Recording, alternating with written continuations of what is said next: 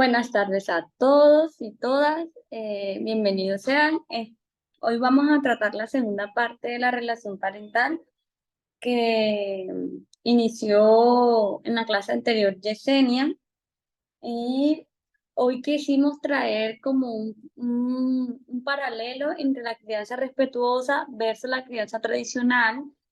Y a la vez yo quisiera que al final lleváramos una reflexión comparando las similitudes que tienen estas dos crianzas con, o sea, no podemos decir con la crianza de Dios, pero con el gobierno de Dios, de Él siendo padres, nosotros sus hijos, o sea, de cómo es el trato de Él hacia nosotros y cómo es en general el gobierno de Dios en el cielo y era al principio aquí en la tierra, antes de pecado. También quería aclarar que no soy experta en este tema, es como más de psicología y todo ese tema, es nuevo para mí. eh, Intenté buscar, tratar de tomar como lo que yo veía como importante, relevante, y pues también la idea es hacerlo como muy práctico y conceptual, o sea, no complicarlo con extensiones. Sin embargo, voy a traer un poco de dónde proviene la crianza respetuosa.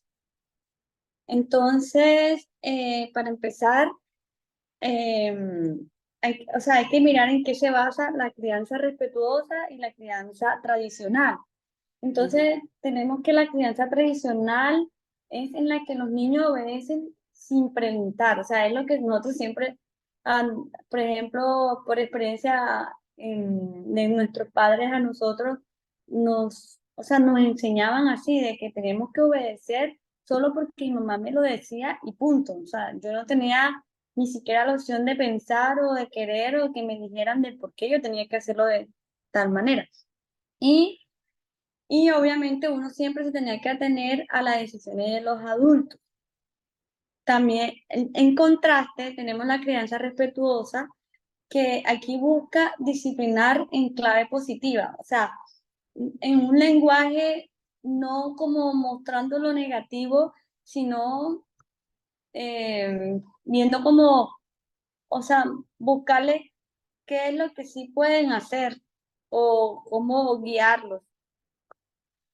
No sé, ay, ahora se me escapan un ejemplo. Yesenia, ¿no tienes un ejemplo ahí como que yo siempre he visto, por ejemplo, en vez de decirle, no pueden gritar, más bien decirle, mira, vamos a mejor a hablar voz bajito y así, o sea, como que explicándole lo que sí puede hacer y cómo hacerlo, y no enseguida haciéndoles un rotundo, no pueden tal cosa. No sé si me hago entender. Sí, Es sí, es Sí, claro, nena. Me parece que el ejemplo es pertinente. sí. Eh, También la crianza respetuosa busca entender el mundo emocional de los niños. Ya algo que yo he visto, o sea, he visto mucho leyendo y en videos y eso es que, por ejemplo, uno a veces está acostumbrado, bueno, si vas a llorar, vete a tu cuarto. O sea, uno tiende a como que cuando es castigarlos, regañarlos, que están tristes, que están llorando, es aislarlos, que aprendan y no.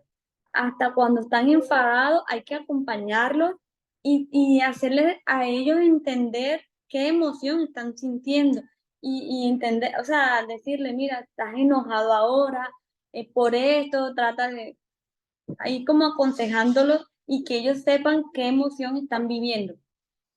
Y también busca modelar su personalidad y comportamiento. Obviamente, con todas estas cosas que he mencionado, se modela el comportamiento de los niños y ellos van aprendiendo.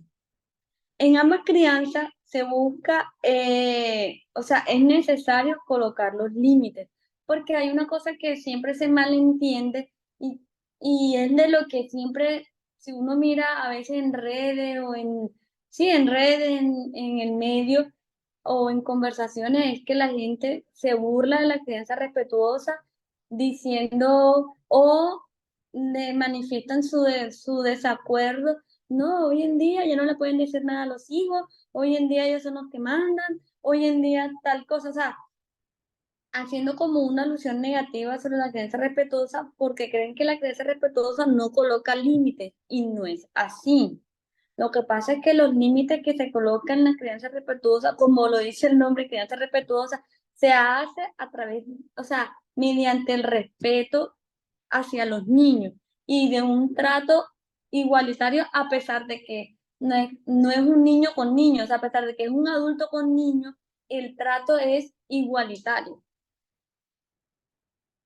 Entonces tenemos que la crianza respetuosa se basa en el apego, la empatía, el amor,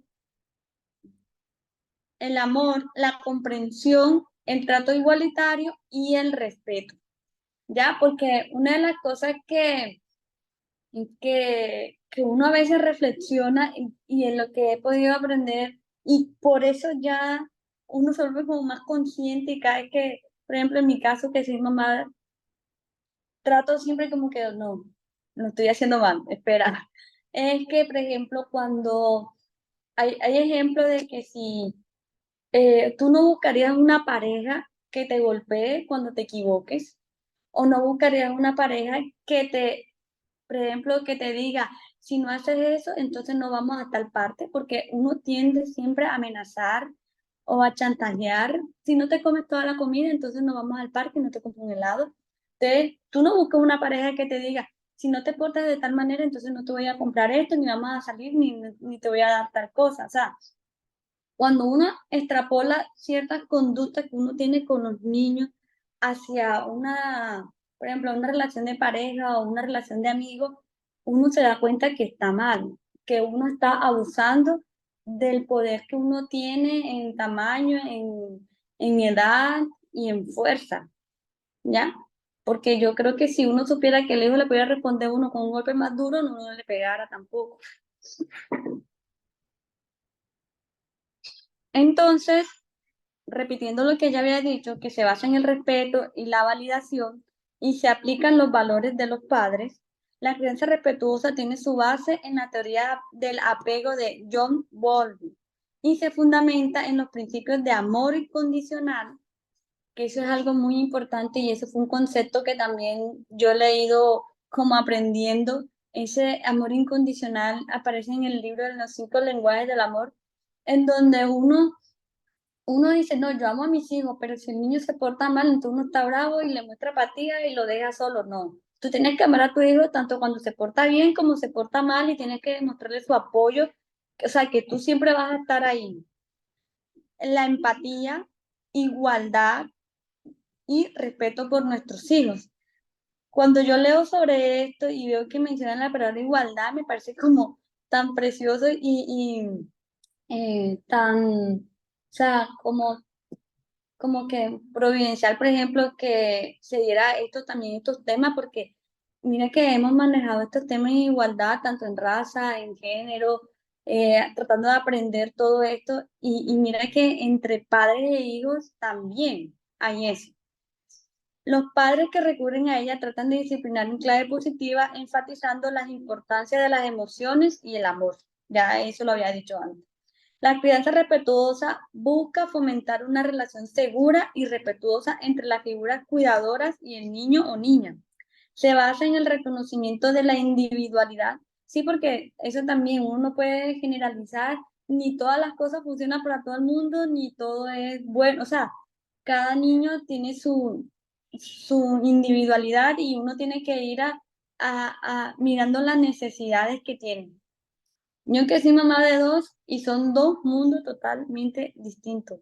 O sea, el trato con el uno no es que uno vaya a discriminar, no, no, sino que cada quien tiene su necesidad y cada quien tiene, por ejemplo, sus miedos, sus fortalezas y pues no puede ser igual.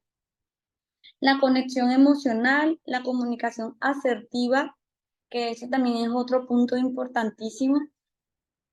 O sea, tener una comunicación que sea clara, precisa, porque nosotros a veces creemos que los niños van a entender o suponer o ellos van a pensar igual que uno y uno tiene que ser claros con ello porque, por ejemplo, la mente de ella es como muy literal.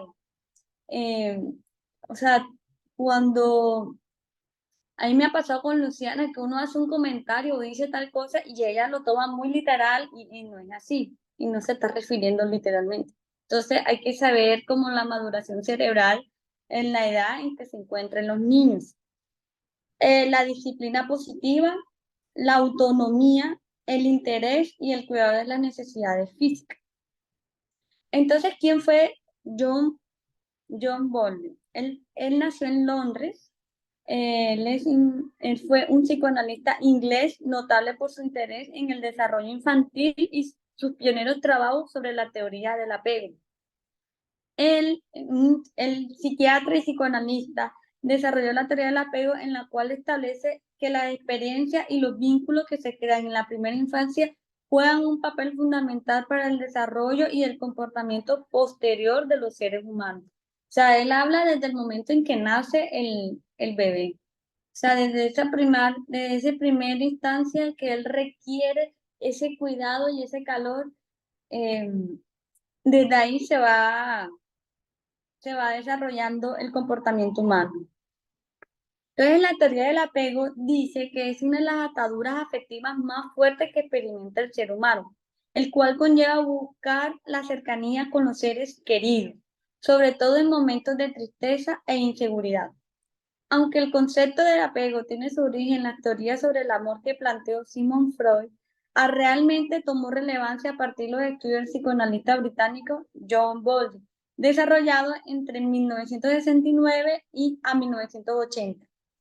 El resultado del trabajo realizado por Bowlby en las instituciones que albergaban a niños que estaban sin la figura materna lo llevaron a formular la teoría del apego, la cual se considera la investigación más profunda que se ha hecho hasta ahora sobre este tema. Entonces, qué plantea la teoría del apego? Plantea que los infantes desarrollan un estilo de apego de acuerdo a la forma en la que se relacionan con su cuidador, porque hay varios tipos de apego. Entonces, Bowlby sostenía que el apego forma parte de la naturaleza humana. De hecho, partía de la creencia de que nuestros antepasados no hubieran podido sobrevivir de no ser por los lazos emocionales que tenían y que los impulsaba a trabajar en equipo para protegerse unos con otros. Entonces, él plantea que las conductas de apego se activan ante cualquier amenaza o riesgo, como la inseguridad, miedo o la separación. Afirma que el miedo hacia las personas extrañas es un mecanismo de supervivencia innato y que ha servido para la preservación de la especie humana. O sea, este es un poco del estudio que él hace. Los bebés muestran ciertas conductas que activan la proximidad con el cuidador o la figura de apego, que por lo general es la madre. Siempre uno cuando comienza a leer sobre este tema hablan de la madre materno, el cuidado materno, pero ya a veces hablan del cuidador o del padre. O sea, eso no quiere decir que sea exclusivamente con la madre, porque el bebé cuando nace, y si lo tiene un hombre, un cuidador, o el papá, un tío, un hermano, él se apega a él, ¿ya? No necesariamente tiene que ser la mamá. Pero obviamente sabemos que lo más común y siempre la responsabilidad se ha dejado a la madre. Por ejemplo, reír, llorar o gatear son comportamientos que solo son desarrollados por los seres humanos para activar las alertas del cuidador o de los progenitores. Por ejemplo, yo cuando tuve a Luciana, la pediatra me decía, bueno, ahora hay que darle amor y hay que hablarle todos los días, tienen que hablarle mucho, porque es que ellos así es que reconocen y ellos saben que se sienten seguros con nosotros. O por ejemplo, y mira que si es un mecanismo como de supervivencia, porque los niños por lo general, cuando están con extraños, enseguida gritan, lloran o piden ayuda para buscar con las personas que ellos se sienten seguros.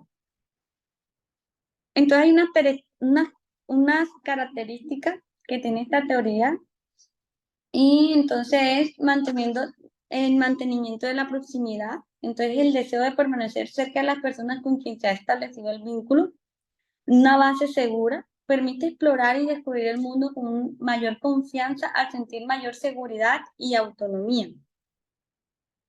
Refugio seguro para buscar consuelo ante cualquier amenaza, miedo o inseguridad. Yo creo que ese es como el sueño de todo papá, de que sus hijos lo vean como un refugio seguro y cuando ellos tengan un problema, tengan la suficiente confianza para llegar hacia uno y que uno los pueda guiar y no que en vez de buscarlo a uno, busquen otra persona que de pronto los induzca a hacer algo que uno no, o sea, no sea bueno. Cindy, Angustia. Dime. pues haciendo alusión a lo que estás mencionando, me parece importante resaltar que por eso es que es tan importante que esa figura de apego no sea la misma figura maltratadora, porque Sí, entonces se genera una confusión entre esa persona con la que establecí el vínculo, que es mi lugar seguro, pero que a la vez genera actos de miedo. violencia, crueldad o maltrato hacia mí. Entonces ahí es donde viene esa ambivalencia de justificar cualquier tipo de violencia. Claro, y eso genera varios tipos de apego, entonces pueden haber unos apegos que no son saludables, no son buenos, y lo que hacen es que en la vida adulta tengan muchos problemas al relacionarse a, y situaciones de salud mental. Pero sí, es muy importante lo que acabas de decir. Y angustia, otra característica del apego es la angustia por separación que se genera no por el apego en sí, sino por la sensación de la ausencia del mismo. Por ejemplo, eso lo viven los bebés de más o menos 6 a 8 meses de edad cuando es separado de, por ejemplo, aquí que en Colombia son 4 meses de licencia de maternidad y la mamá es la que está 24/7 con el bebé y cuando ya entra laboral y ya lo dejan con el cuidador, siempre va como el que el primer llanto, hasta que se van como adaptando y comienza a entender que pueden sentir como ese apego, ese amor, pero que no es, o sea, que no todo el tiempo va a estar ahí. Ya, ellos se van adaptando a eso, o cuando uno lo lleva el primer día al colegio, que se quedan con personas totalmente extrañas, por eso es normal que los niños lloren o se sientan tristes por la ausencia de los padres. Los tipos de apego que les decía, entonces está el apego seguro, que ese es el que deberíamos fomentar en nuestros hijos, en nuestros alumnos, en las personas con las que estamos en nuestro alrededor, que tiene una tendencia a tener buenas relaciones con los demás, eso crea una buena autoestima y buscar apoyo social. El apego ambivalente es la que este, es, es lo como más o menos lo que tú decías, Yesenia, y es como el ansioso. Y esto lo que crea cuando son adultos y es desconfiar de extraños, ser reacio a acercarse a los demás y tener rupturas en sus relaciones muy frecuentes, o sea, no mantiene una amistad, no mantiene una amistad o relaciones de pareja y eso. El evitativo es otro tipo de apego y entonces es como su nombre le dice, trata de evitar todo tipo como de emoción, entonces tiene poca emoción en las relaciones románticas, es incapacidad para compartir pensamientos o sentimientos con otros y tienen problemas en la intimidad. Yo o sea, leyendo sobre este tema y eso, a veces miro, y ustedes saben que cuando hablamos de la igualdad de género y hablamos como de los pros y los contras del, bueno, o sea, los problemas que hay en el sexismo, en el machismo, y que también crían a los niños como que tú tienes que ser fuerte, tú no puedes llorar, los niños no lloran, las que lloran son las niñas, las gallinas, ¿qué tal?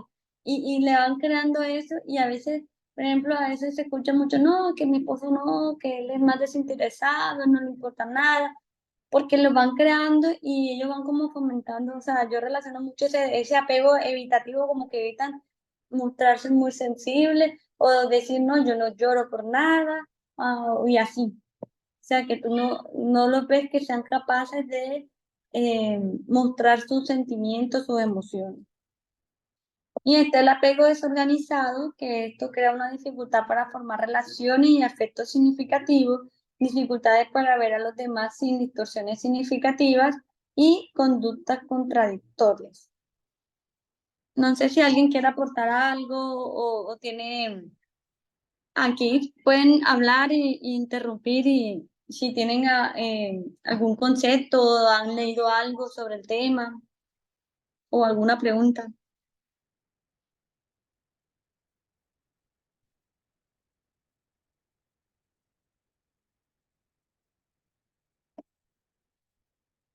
Yo quería comentar, Cindy, Sí, em, como todo lo que has dicho hasta ahora, que, que qué importante es ver, ¿no? Si fuéramos conscientes como humanidad o como sociedad, ver que es tan ajeno para nosotros desde los primeros años de nuestra infancia, es tan ajeno recibir cualquier tipo de abuso o cualquier tipo de dolor que nos cause algún dolor.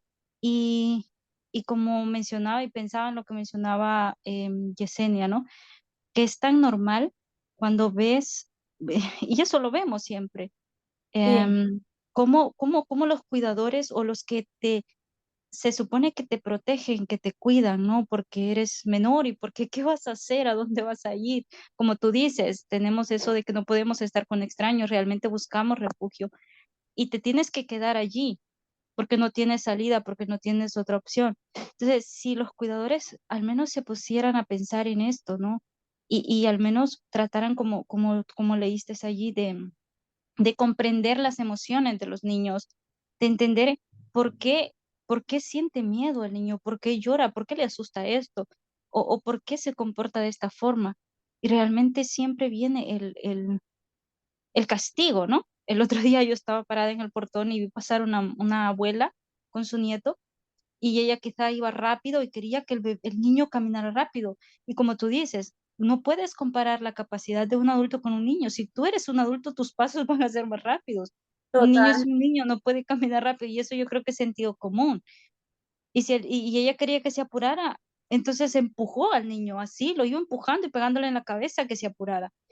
Y yo sentí tanta rabia viendo eso desde adentro y me puse a pensar esto. El otro día también un niño vino y tocó algo que no debía de tocar, era un pan y lo vio como que muy, muy bonito y ¡fu! Directamente a tocarlo. Es un niño. Yo hubiera hecho lo mismo. No tengo el razonamiento de pensar, oh, esto es de un negocio, oh, seguramente el dueño me va a regañar, oh, no debo de hacer esto. Es un niño. Entonces automáticamente la cuidadora o la mamá en ese caso vino y le pegó en la cabeza. Entonces, esas reacciones que los adultos yo veo que tienen, que no se sientan a pensar de que hay un ser humano que necesita comprensión, que necesita que le entiendan, que necesita, como tú dijiste, ¿no? Si fuese un adulto mayor, tú no permitirías que te pegara en la cabeza por tocar algo o por equivocarte, no lo permitirías, evitarías eso. Entonces, pensar en eso, esa es una conciencia, ¿no? Que la sociedad está en pañales para poder llegar a tener a realizar esa conciencia del cuidado de los niños y niñas y niñas. así es. Yo también he visto eso en muchos casos y a mí también me da como ese dolor y esa tristeza porque a partir de que uno comienza a ser como consciente, antes tú no veías eso. O sea, no hablo por mí. Yo no veía eso porque para mí era lo normal que la crianza fuera de así. Por ejemplo, con Luciana yo también era así, yo la regañaba, la amenazaba y eso porque es que uno era ignorante en el tema. Y antes yo no veía eso, pero ahora como cuando uno ya es consciente y eso, entonces ya uno comienza a ser más empático con los niños.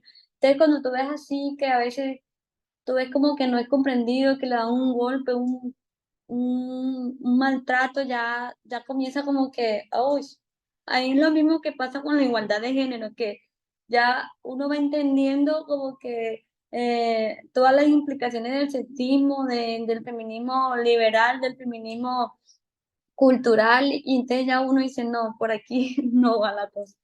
Entonces ya uno va como identificando en la sociedad como que estamos mal en muchas cosas.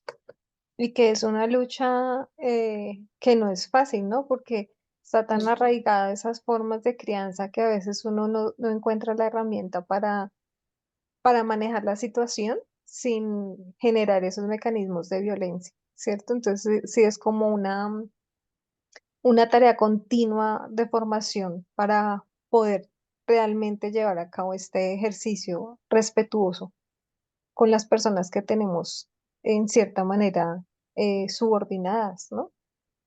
Sí, esa, y no es fácil, es muy difícil. Por ejemplo, yo le preguntaba a mi esposo, ¿tú qué prefieres, la crianza respetuosa o tradicional? Y me dijo que la tradicional, ¿no? O sea, que lo criaron tradicional y él iba a la tradicional. Y yo le dije, no, pero que tengan que ir a la tradicional no quiere decir que tengamos que seguir siendo tradicionales. Y si eso no está bien. Y entonces él dice, no, no, no, tradicional. ¿Y cómo hace uno? O sea, es difícil. Y sin embargo, aquí ya hemos como tomado la decisión entre los dos y, por ejemplo, maltrato físico no. O sea, no se le pega, pero entonces él sí usa mucho el chantaje, como que, bebé, te comes todo y te compro un helado. ¿Te comes todo o no vas al parque? O sea, él siempre amenaza. Entonces, es para mostrarle el ejemplo de que no es fácil. Y yo creo que el reto no es ni casi entender en qué consiste la crianza respetuosa, sino es como saber cómo colocar los límites y saber las repercusiones que tiene esto en el comportamiento del niño, ¿ya? Porque yo creo que para mí eso es como lo más difícil, colocar los límites.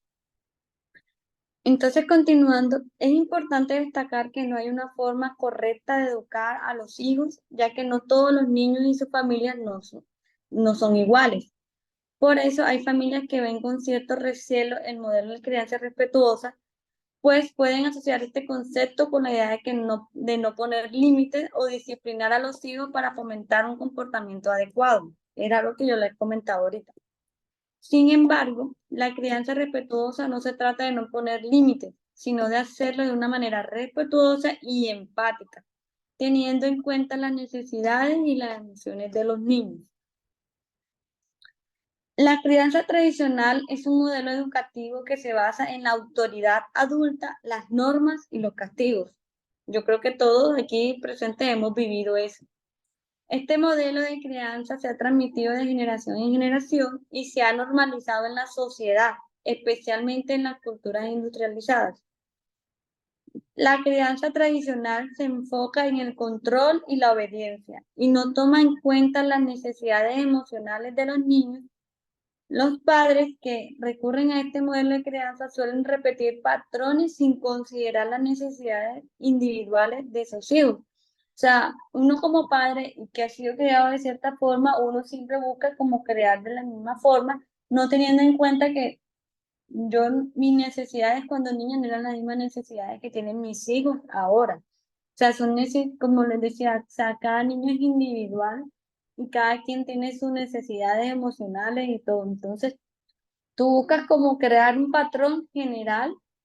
O sea, si tienes tres, cuatro hijos, a todos los crías con la misma golpes, patadas o gritos, sin tener en cuenta que uno de pronto requiere más comprensión en tal tema, que uno requiere más apoyo en la parte del colegio, otro requiere más cuidado en la parte de pronto la miedo a la hora de no dormir. Entonces son como varias cosas que cada niño tiene su necesidad. En la crianza tradicional, los padres suelen imponer límites y aquí se imponen los límites, porque, y es verdad, uno dice, aquí se hace lo que yo digo y se baña y punto, ¿sí me entiende? Y no explica, no, o sea, no le dice como con más respeto, le dice, mira, hay que bañarnos porque no puede estarse, o sea, uno explicándole ya es un gesto de respeto y ellos en en su entendimiento, pueden que se da más rápido a cuando uno le habla así bruscamente. Indisciplina a través de castigos y recompensas, que ese sistema también está mal. Este modelo de crianza se enfoca en la obediencia y el respeto a la autoridad y no en la comprensión y el respeto mutuo. Porque aquí en esta crianza te enseñan que tú tienes que respetar a los adultos, que tú no puedes contestarle a los adultos, que tú no puedes preguntar, que tú no puedes hablar, que tienes que hacer lo que se le diga. Y no se enseñan que uno también tiene que respetar a los niños, ¿ya? Que ellos también deben de recibir respeto. Eso no se le enseña.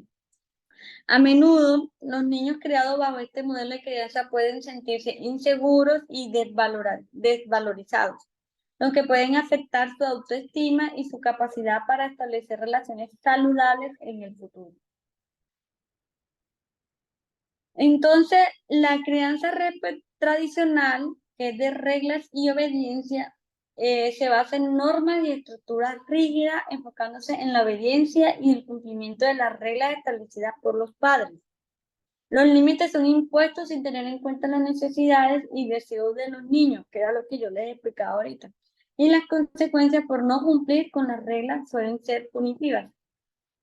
O sea, que tienen alguna consecuencia, o sea, algún castigo o algo. La crianza respetuosa es como basada en amor, empatía y autonomía.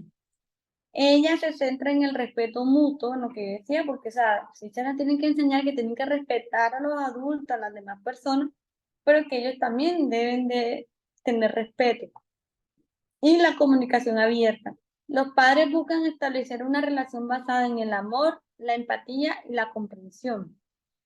Se fomenta la autonomía y la independencia del niño al tiempo que se establecen límites claros y se brinda apoyo emocional, que es también importante. El establecimiento de límites y abordajes del comportamiento.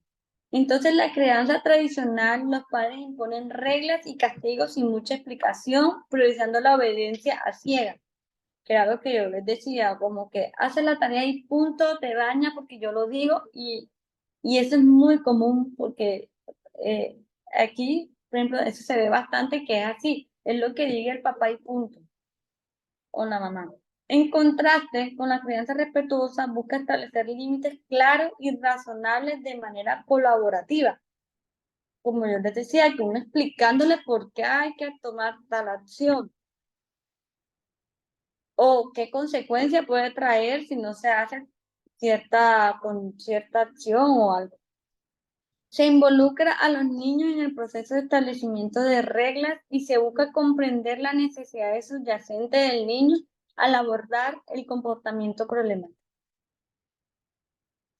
Comunicación y vínculo emocional.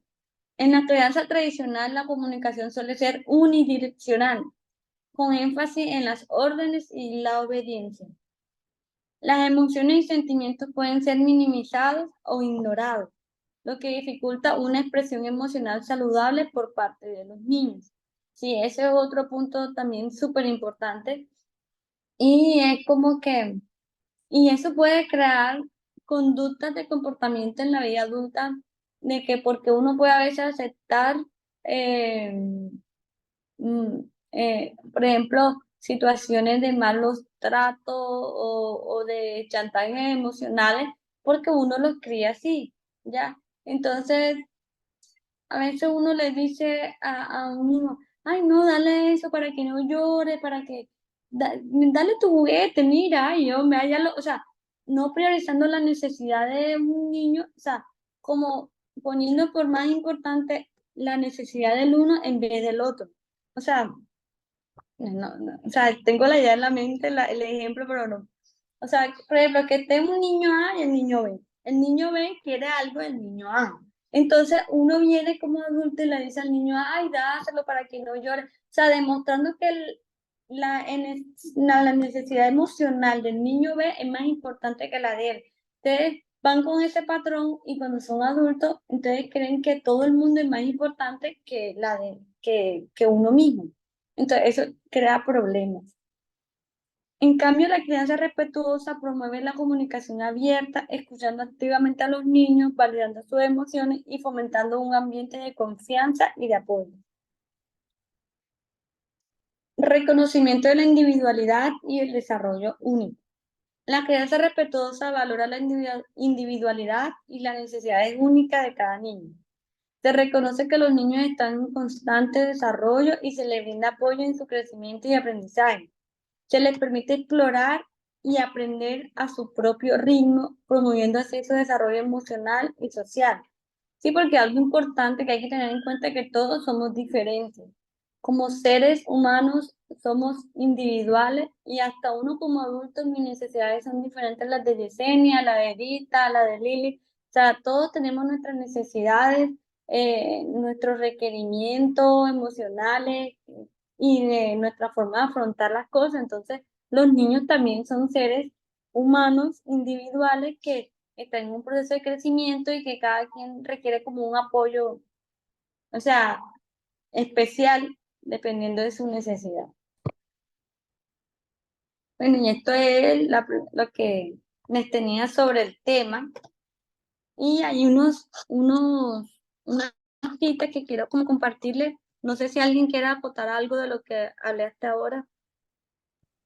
Yo quería decir algo en lo que mencionabas del establecimiento de límites y de no reconocer las emociones, que es uno de los factores que más ha ayudado a que, por ejemplo, situaciones de abuso sexual infantil no salgan a la luz en edades tempranas, ¿sí? Porque se le enseña tanto al niño o a la niña el tema de obedecer ciegamente, de que sus emociones no son importantes, de que debe obedecer a un adulto, que muchas veces se llega a la edad adolescente, que es cuando los niños, las niñas empiezan a reconocer realmente su independencia y demás, que ellos identifican que fueron víctimas de una situación de abuso, ¿sí? Entonces, no es Sí, solamente por no generar situaciones de maltrato, sino porque realmente es una práctica que no permite la independencia y de identificación de situaciones de riesgo para los niños y las niñas.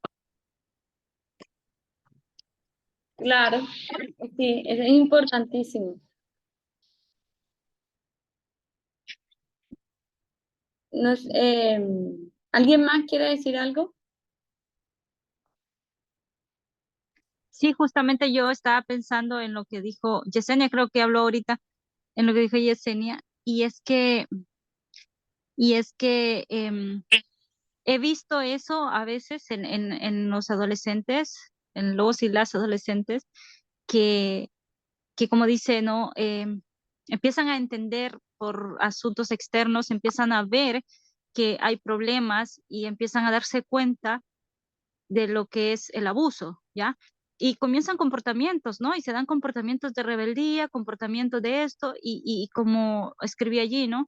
Se sataniza a veces ese comportamiento, pero no se entiende el contexto, no se entiende las razones, porque depende mucho cómo va a ser la adolescencia o el comportamiento de esa persona, si su infancia también no ha sido tan fácil, ¿no?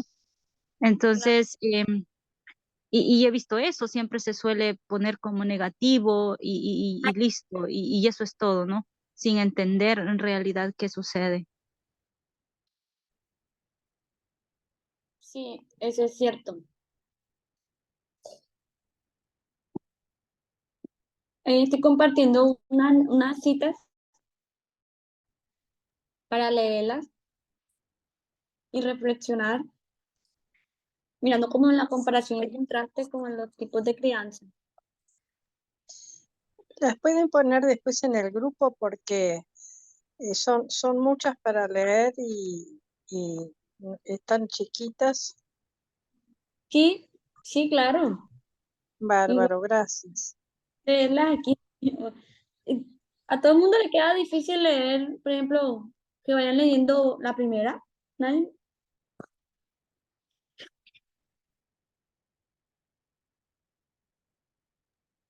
Yo la leo si Ah, quieres. Dale. Yo después las comparto en el grupo de estudios proféticos.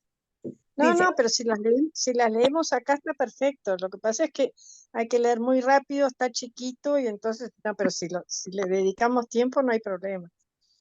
Sí, es que, o sea, quise extraer como la teoría de lo que había investigado, pero también como buscarle, eh, o sea, reconociendo cómo es el trato de nuestro Dios Padre con nosotros que somos sus hijos, o sea, haciendo como un paralelo en la relación nosotros como padres con nuestros hijos. Imaginando que Ah, nosotros somos y los hijos son los hijos humanos, ¿sí me entiendes? perfecto, perfecto, bárbaro. Gracias. Bueno, dale, Jess. Entonces dice, la diligente y continua obediencia a los sabios reglamentos establecidos por los padres promoverá la felicidad de los niños tanto como honrará a Dios y hará bien a la sociedad. Los niños deben aprender que su perfecta libertad está en la sumisión a las leyes de la familia. Los cristianos aprenderán la misma lección, que en su obediencia a la ley de Dios está su perfecta libertad. Amén. Súper bonito y pertinente esta cita, ¿cierto? Porque ella misma aquí hace un paralelo entre como las normas de la familia y la ley de Dios. Y es a base, o sea, de la libertad y del amor, ¿ya? No sé qué aprecian ustedes. Cindy, yo pensaba cómo se ve la misma estructura del gobierno de Dios. O sea, la Sí, perfecta libertad es una libertad que tiene restricciones. Y así esas es. restricciones en base, bueno, nosotros sabemos la igualdad y es el amor. Y esa es la perfecta libertad. Muy lindo. La estructura de la sociedad y la familia. Sí, sí, y mira que si nosotros tenemos una buena crianza con nuestros hijos, estamos honrando a Dios también. Claro, porque es como lo mismo que hemos venido estudiando. Uno tiene que ser como consecuente con lo que la fe que habla, a la que, o sea, con lo que está viviendo, porque ¿cómo yo voy a promover igualdad, amor y empatía, que lo hemos estudiado muchas veces antes en el tema de género y todo esto? O por ejemplo, ¿sabes qué tema me relaciona mucho, Mati? El que tú diste de Sodoma y Gomorra del abuso de poder. Porque a veces lo que yo veo en la crianza tradicional es que abusamos de nuestro poder como adultos, de nuestra, que somos los grandes, los fuertes y los que mandamos. Y en toda sociedad donde vos ves que el abuso está, las personas que más sufren son los niños, las niñas. Son los más débiles entre los débiles. Todo, La falta de derecho y protección es impresionante. Más a la hora práctica. Porque cuando sí, hablamos, por ejemplo, que a la madre se le pone la carga de la crianza a los hijos cuando hay separaciones, generalmente, pero al mismo tiempo estamos hablando de un niño que está sufriendo en medio de todo ese contexto y que todo, no hay, y que no hay un Estado tan presente que lo esté protegiendo, que debería protegerlo. sí. Y, por ejemplo, ahora se me hizo recordar, yo estoy trabajando en una clínica que la base es como la maternidad, o sea, atienden a las embarazadas, partos, cesáreas. Entonces, está en hospitalización donde siempre recibo a las poscesariadas y posparto.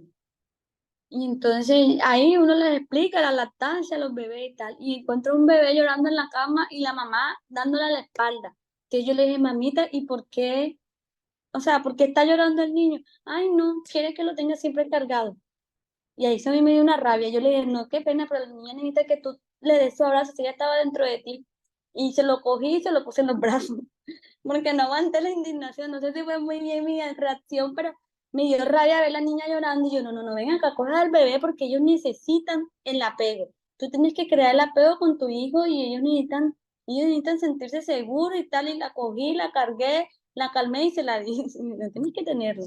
Aunque a veces hay que entender también que hay un desorden hormonal y la depresión. O sea, tiene que haber también apoyo para la mamá, pero desde que nacen a veces hay ya esos problemas de no tener en cuenta, y es lo que tú dices, que o sea, los niños son los más débiles. Por ejemplo, ese bebé, ¿qué podía hacer para ayudarse él mismo? Nada. Nadie podía ayudarlo, o sea, él mismo no puede, tiene que recibir ayuda de alguien.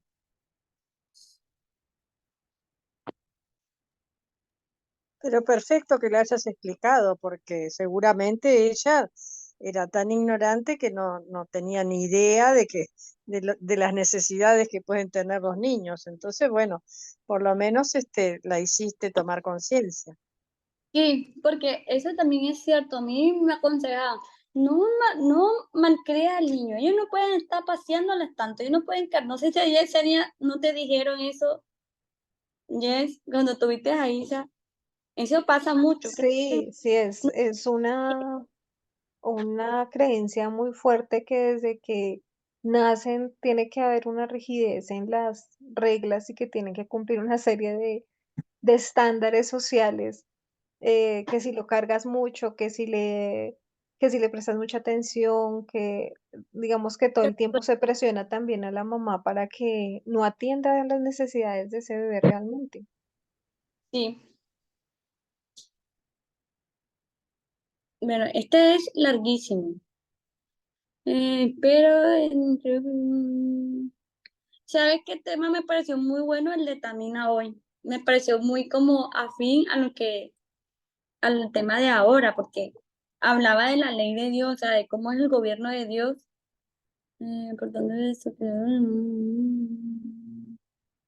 Espérate, hay una parte de esta cita. ¿Quiere que lo lea? Sí, El que dice eh, el pecado. espérate, no se compartió todo, ¿no? Está bien. Yo lo leo desde el mensajito. Dice el pecado, ¿cierto? Ese, sí. Dice, el pecado tuvo su origen en el egoísmo. Lucifer, el querubín protector, deseó ser el primero en el cielo. Trató de dominar a los seres celestiales y apartándolos de su creador y granjearse su homenaje. Para ello representó falsamente a Dios, atribuyéndole el deseo de ensalzarse. Trató de investir al amante creador con sus propias malas características. Así engañó a los ángeles. Así sedujo a los hombres. Los indujo a dudar de la palabra de Dios y a desconfiar de su bondad. Por cuanto Dios es un Dios de justicia y terrible majestad, Satanás los indujo a considerarle como severo e inexorable. Así consiguió que se uniesen con él en su rebelión contra Dios, y la noche de la desgracia se asentó sobre el mundo. ¿Sigo? Sí, ¿Sí? sí. Dice, la tierra quedó oscura porque se comprendió mal a Dios, a fin de que pudiesen iluminarse las lóbregas sombras, a fin de que el mundo pudiese ser atraído de nuevo a Dios. Había que quebrantar el engañoso poder de Satanás. Esto no podía hacerse por la fuerza. El ejercicio de... Y Es ahí, que yo creo que queda como, espérate un segundo. el Me ejercicio he de la puesto la F. cantidad de caracteres.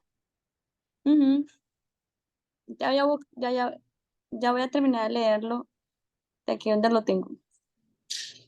El ejercicio de la fuerza es contrario a los principios del gobierno de Dios. Él desea tan solo el servicio de amor, y el amor no puede ser exigido, no puede ser obtenido por la fuerza o la autoridad. O sea, si vamos viendo como el contraste y cómo nos va enseñando cómo es el amor de Dios con nosotros, o sea, no es un amor autoritario como lo que nosotros queremos imponer a nuestros hijos o a nuestros niños. El amor se despierta únicamente por el amor. El conocer a Dios es amarle. Su carácter debe ser manifestado en contraste con el carácter de Satanás. En todo el universo había un solo ser que podía realizar esta obra. Únicamente aquel que conocía la altura y la profundidad del amor de Dios podía darlo a conocer. Sobre la oscura noche del mundo debía nacer el sol de justicia, trayendo salud eterna en sus alas. Entonces, me pareció súper buena esta cita y, o sea, y bueno para el estudio que estamos haciendo porque primero, en la primera parte vemos que Lucifer, que tuvo su origen en el egoísmo, él, o sea, él como distorsiona lo que es realmente el carácter de Dios.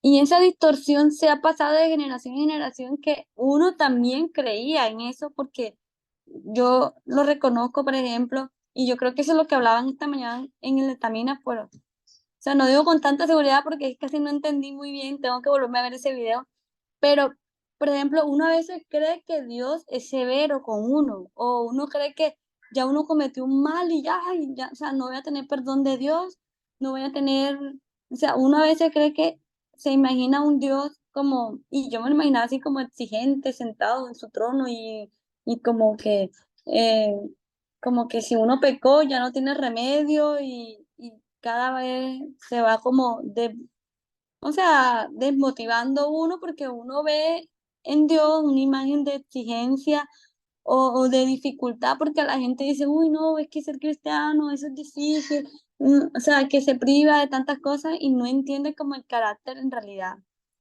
No sé si a ustedes le ha pasado algo así. Cindy, yo pensaba, se me vino a la mente mientras leía la cita, voy a dar un ejemplo. En el año 1863, Dios da el primer mensaje sobre el régimen pro salud. Y de manera resumida es Dios diciendo, miren, ustedes tienen un cuerpo que tiene leyes y que si vos haces tal y tal cosa, vas a tener mejor calidad y cantidad de años de vida, y si haces lo contrario, pues lo contrario. Entonces, no solamente Dios nos está hablando acerca de nuestra naturaleza, sino que también está hablando acerca de Él. O sea, era Dios diciendo, miren, yo no le mando cáncer a nadie. Entonces, no es que yo te mando, ¿por qué, Señor, por qué me pasa, por qué tengo cáncer? Bueno, Sí, quizás sea para la gloria de Dios. O sea, sacan texto fuera de contexto y te hacen creer que quizás Dios te quiera enseñar bondad o paciencia a través de una enfermedad.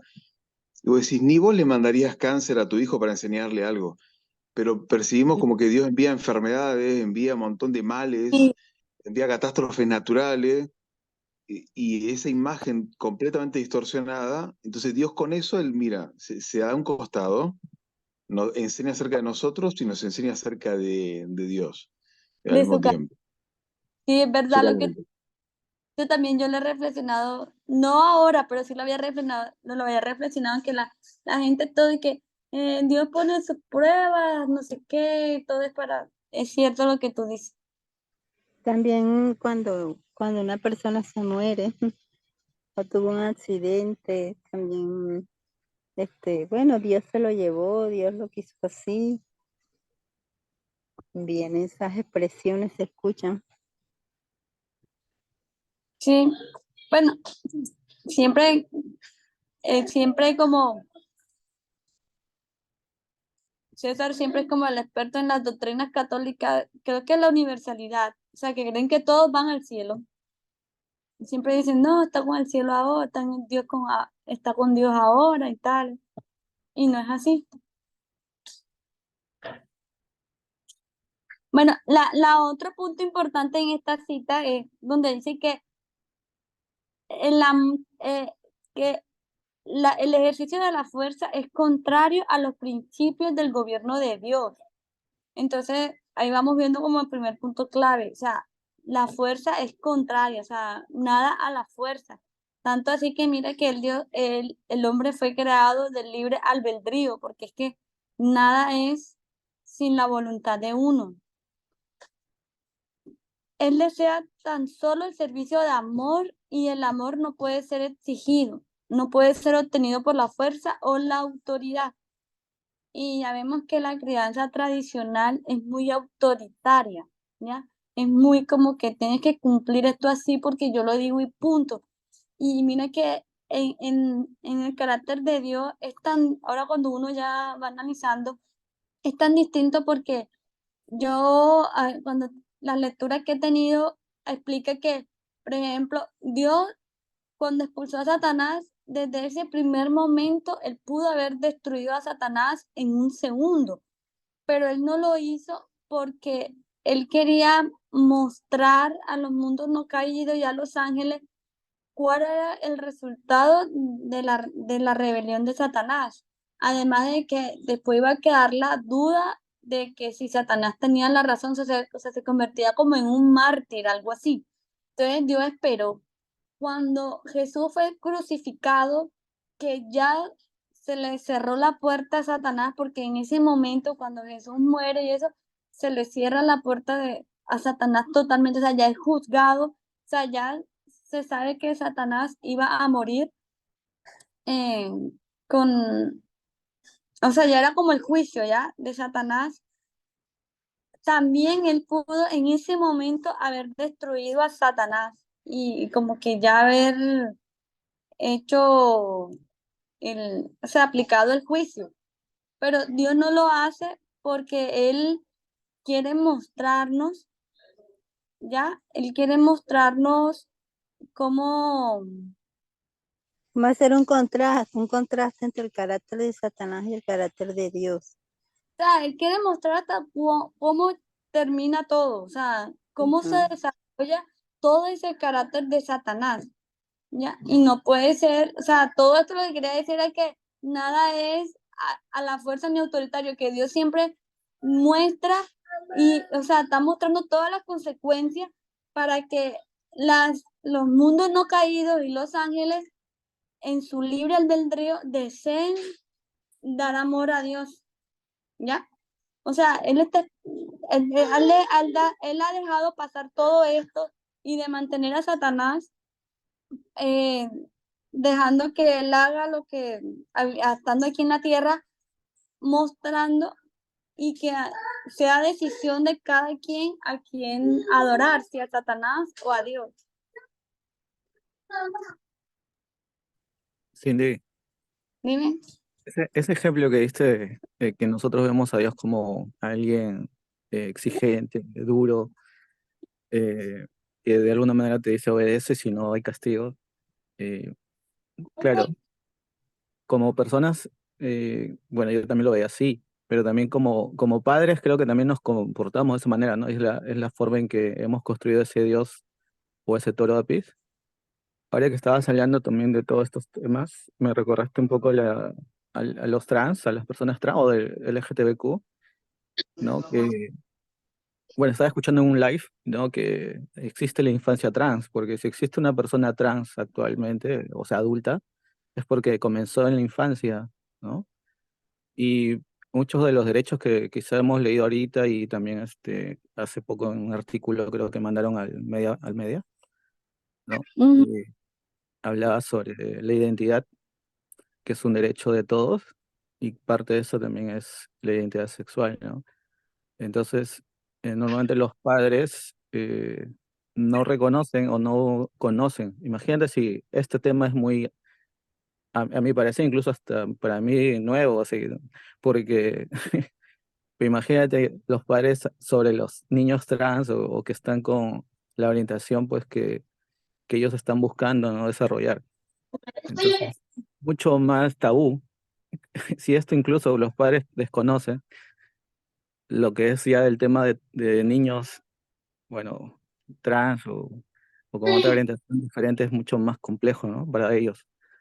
sí, Y, y es tan desconocido, porque estaba escuchando en el live, que ellos piensan, o todos los padres o personas, ¿no? Que esto es como que se reduce a la intervención quirúrgica o que siempre hay una operación, porque piensa que ser trans es como que ya tienes que operarte, implantarte, ¿no? Y ese miedo, esa distorsión para ellos de lo normal, del género, hace que obviamente no quieran que sus hijos tengan ese derecho, que es inalienable y que ellos no le pueden quitar. Y ellos, obviamente, como lo relacionan con esto, obviamente que quieren, como dice, como ese padre o como ese Dios que ellos ven, ¿no? Que es malo, reprimirlo, ¿no? Y lo que hacen es dañar al niño, ¿no? Al punto que obviamente se vuelve, bueno, no sé si estoy correcto, pero creo que obviamente sufre mucho porque hay discriminación de parte de los mismos padres, de la familia en general, de los amigos y todo eso, y no sabe, pues, no, si es bueno o malo, entonces él se confunde. Y obviamente termina, pues, a veces afuera del hogar, y hay estadísticas que hay muchos adolescentes que se van de su hogar o terminan suicidándose por justamente que no le acepta la familia, ¿no? eso te iba a Eh, decir,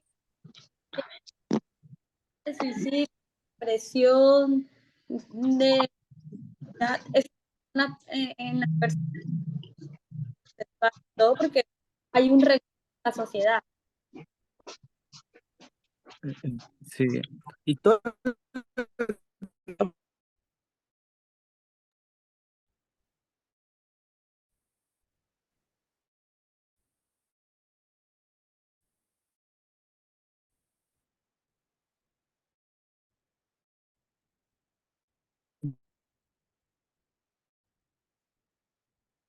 también para los profesores, porque ellos son los que también tienen que saber colocar los límites. Exacto. Porque yo estaba viendo, obviamente tú ponerte a estudiar este tema, y en África es donde más se ve castigo en el colegio. Y habían imágenes fuertes, por ejemplo, había rodillas marcaditas que lo ponen, que hace sobre el congel. O sea, entonces el castigo de la regla, que el rincón, o sea, ya hay que ir cambiando todas esas costumbres y todo eso. Sí, yo lo que leí también, esto del, que es una parte de la teoría conductista, ¿no? Que fue la que, digamos, dirigió más o menos el estudio de la mente o la psicología hasta no, hasta el 50 más o menos, es que era eso, ¿no? O sea, todo acto tiene una consecuencia y a partir de eso, ellos trataban de cambiar la conducta, ¿no? Con castigos y eso. Y después entró el cognitismo y como que cambió el tema de cómo era por dentro, ¿no? El hombre, qué pensamientos derivaban a su conducta. Y a partir de eso también trabajar, ¿no? Con la conducta obviamente individualmente, ¿no? Dependiendo de la persona o los niños. Y tiene que haber un equilibrio, o sea, no es malo, a veces también el castigo, no es malo, pero tiene que haber un equilibrio. El castigo positivo, y creo que ustedes como profesores deben saberlo, creo, Edita o Yesenia. De alguna manera sí hay algún tipo de consecuencia que tiene que pagar, ¿no? Sí, pero es que, por ejemplo, en la crianza respetuosa no se habla de castigo, sino de colocar límites. O sea, porque también ahí está el otro extremo de la crianza respetuosa. O sea, están los dos extremos, el de autoritarismo y el de la permisividad. Y entonces es una crianza sin límites, muy permisiva, y donde también no se nota como, o sea, no se nota, por ejemplo, que ven uno muchos ejemplos, no, que quieres comer, que quieres esto, que no quieres esto, no, yo soy la que yo les explico, bueno, esto es lo que hay de escena, o sea, no voy imponiendo, y yo obviamente trato de buscar las preferencias, ya uno conoce a sus hijos y le digo, bueno, hay esto y esto, no, quiero tal cosa, bueno, se hace, o sea, uno tiene en cuenta las preferencias, pero no es que ellos me digan que ahora quieren una cosa, que después quieren otra, que vamos a cambiarla, que vamos a... No, porque tampoco, yo creo que el hijo que no tiene límites también es malo, o sea, se creen dueños del mundo, tienen el ego muy alto, o sea, se crea el otro lado del problema, que también se ve mucho, o sea, no tanto, pero se ve también como ese Sí, desorden. no, Cindy, yo se creo ve cada que vez más, se ve cada vez más porque realmente se ha pasado de un extremo del péndulo, se fue al otro extremo. Sí, Entonces ahora se considera que amor es eso, es que ellos hagan y digan y decidan lo de ellos y lo de toda la familia, y no es lógico. sí, porque punto claro. Y que era lo que yo quería decir ahorita. Por ejemplo, ellos no saben lo que es bien para ellos. O sea, tú eres el que le estás enseñando como adulto. Entonces, Exactamente. yo Digo, yo porque lo veo mucho digo que con la cuestión de la alimentación, es terrible, exactamente, terrible. mi hija quiera, le guste la malta o le guste la cajita de McDonald's, o sea, yo nunca le he dado una cajita de McDonald's y yo le explico, mi amor, eso es pura carne sintética, artificial, el pan, o sea, le trato como obviamente explicar y trato yo de ponerle entre las opciones lo que yo creo que es lo mejor para ella. Porque igual hay que entender que el cerebro de los niños, ellos, o sea, ellos no saben. Ellos tienen ignorancia y si uno les deja que a su criterio ellos elijan todas las cosas y tomen las decisiones, pues estamos mal porque lo que a la final vamos a acarrear son enfermedades, indisciplina, problemas de conducta y todo eso. Cindy, Exacto. eh, a Yesenia justo le quería decir porque, o sea, yo me refería al tipo de reforzamiento positivo y negativo, o sea, que le agregas algo que quizás no le guste hacer al niño o le quitas algo que le guste hacer, ¿no? O sea, es como decir, si te portas bien o si te portas mal, vas a lavar los platos, algo así. O si te Eso- portas bien, vas a salir a jugar 1 hora, ¿no? Obviamente porque no es que le metas, el problema es que le grites y le pegues, ¿no? Pero creo que Yesenia ahorita pues pueden aclarar eso porque eso también es bueno para saber qué tipo de castigo, entre comillas, porque yo sé que no es castigo, como lo vemos, o como lo ven la mayoría de padres, ¿no? Yo creo y que ahí, que Yesenia nos amplíe. no, pues mi perspectiva es en base también en las dos citas que pusiste. La primera hablaba mucho de la obediencia y estas dos que pusiste acá abajo hablan del amor sin forzar. Yo creo que si hay consecuencias, o sea, más que castigos, hay consecuencias naturales de los actos, ¿sí? Entonces, si mi hija se demora muchísimo en hacer la tarea, pues no va a haber tiempo para ir al parque. No es una venganza, no es un castigo, simplemente es la consecuencia natural que no nos va a alcanzar el tiempo y yo tengo que anteceder esa consecuencia que puede venir si ella no realiza una acción en el tiempo en que nosotros lo preveemos, ¿sí? Lo mismo que pasa con nuestra salud, si no la cuidamos, si no nos alimentamos bien, pues nos vamos a enfermar. Es como más irse a las consecuencias naturales que al castigo o la venganza, porque es lo que ha pasado con la crianza tradicional, ¿sí? Entonces, como yo tengo el poder, si usted no hace lo que yo digo, yo lo castigo y tampoco le doy lo que usted quiere. Pero más allá de eso, es más bien establecer una consecuencia natural, ¿sí? Si los niños no les enseñamos a no golpear, a que también deben respetar a otros, pues nadie va a querer juntarse con ellos. Son consecuencias naturales que ellos deben saber y que van a sufrir si no tienen determinado comportamiento, ¿sí? Si yo no soy amable, pues en el colegio, si no soy buena amiga, si no comparto, me voy a quedar sola. Es una consecuencia natural, no es un castigo, es una consecuencia que viene de por sí, ¿ya? Es lo mismo que hablábamos ahorita de Dios y de los seres humanos y las enfermedades. O sea, son consecuencias. Y no es que Dios nos esté mandando enfermedades o problemas.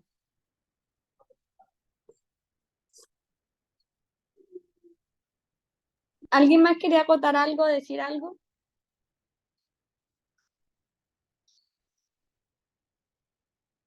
Matías, ¿no estabas diciendo o ya dijiste todo? Que Dios, si no son las consecuencias.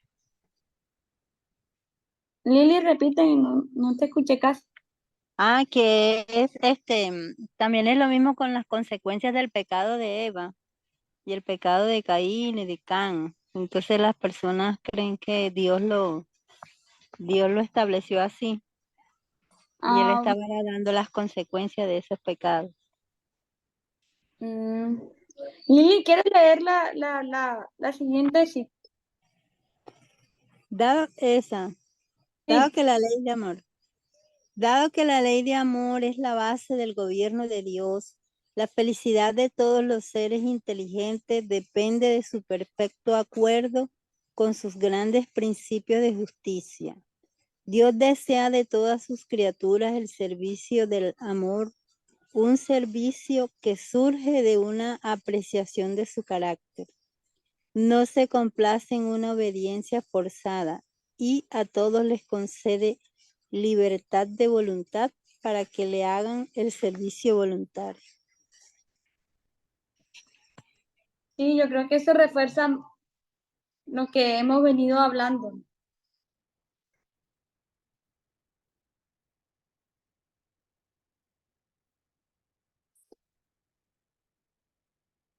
Lili, ¿o quién quiere leer el que sigue? Yo sigo. Sí. Es que Cristo lavado los pies de sus discípulos. Se puso la ropa que se había sacado. Se sentó de nuevo y les dijo: ¿Sabéis lo que os he hecho? Vosotros me llamáis maestro y señor, y decís bien, porque lo soy. Pues si yo el señor y el maestro he lavado vuestros pies, vosotros también debéis lavar los pies los unos a los otros, porque ejemplo os he dado para que, como yo os he hecho, vosotros también hagáis. De cierto digo, el siervo no es mayor que su señor, ni el apóstol mayor que el que le envió. Bueno, esta última cita era más como para mostrar que, o sea, que por muy como por encima que estemos en los demás, o sea, estar encima o tener un algo, o sea, un poder mayor, eso no quiere decir que tengamos que ejercer fuerza ni nada, sino que al contrario tenemos que servir más. Entonces, esto es como en general para todo tipo de relaciones.